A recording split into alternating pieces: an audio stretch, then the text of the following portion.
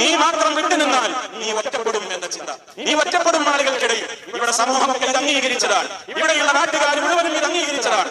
കുടുംബങ്ങൾ മുഴുവനും ഇത് അംഗീകരിച്ചതാണ്. നീ മാത്രം വിട്ടുനിന്നാൽ നീ ഒറ്റപ്പെടും, നീ അപമാനിക്കപ്പെടും, നീ വഷളാകും എന്ന ചിന്ത ശൈത്താൻ മനുഷ്യന്റെ മനസ്സിൽ കൊണ്ടുവരുമ്പോ ആളുകൾ എന്ത് ചെയ്യാണ്? അവനും ആ തിന്മയുടെ വേഷമണിയുകയാണ്. അവനും ആ തിന്മയോട് എല്ലാ അർത്ഥത്തിലും അതിന്റെ കൂടിയായി മാറുകയാണ്. ഇവിടെയാണ് നമ്മൾ മനസ്സിലാക്കേണ്ടത്.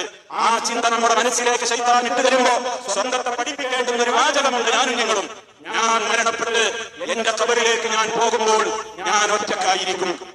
എന്റെ ഖബറിൽ എന്നെ അടക്കം ചെയ്ത് എന്നോടൊപ്പം വന്നവരൊക്കെ തിരിച്ചുപോയി മലായികത്തുകൾ തന്നെ വിചാരണയ്ക്ക് വേണ്ടി വരുമ്പോഴും ഞാൻ ഒറ്റക്കായിരിക്കും. അവിടെ എനിക്ക് എന്റെ അമല് മാത്രമേ കൂട്ടിനുണ്ടാവുകയുള്ളൂ.